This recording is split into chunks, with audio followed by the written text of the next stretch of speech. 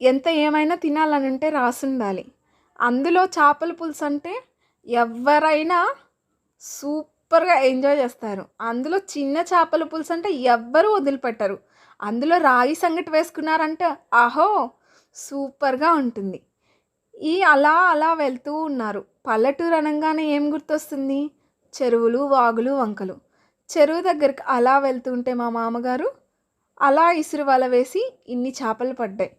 ఎంత అని అడిగితే వాళ్ళే ఏదో ఒక రేట్ చెప్తారు. మనం రేట్‌కి తీసుకొస్తాం.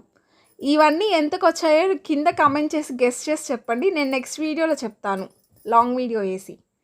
అండ్ ఇవన్నీ చాలా చవకగా దొరికాయి మాకు. పల్లెటూరు అంటేనే చవక. అందులో ఇన్ని చేపలు, చిన్న చేపలు చేసుకొని అవి కొయ్యడమే కష్టం.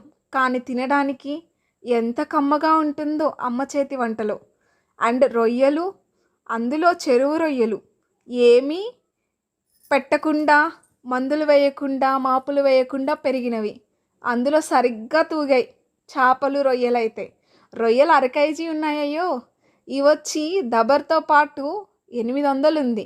ఒక 300 తీసినా 500 ఉంటాయి. అర కేజీ ఉంటాయి. ఆ పెద్ద చేపలు కేజీ, 1.5 కేజీయా?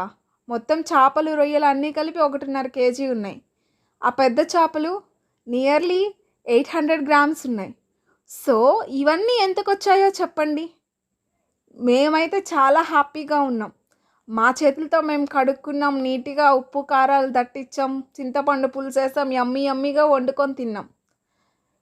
ఆ వండే వాటిల్లో ఈ బుడ్డాయనొచ్చి ఏంట్రా వీళ్ళు బాబు అన్నీ తినేస్తున్నారని కామెంట్ చేయడం. కామెంట్, సబ్స్క్రైబ్ అన్నీ చేసుకోండి. లైక్ చేయడం మాత్రం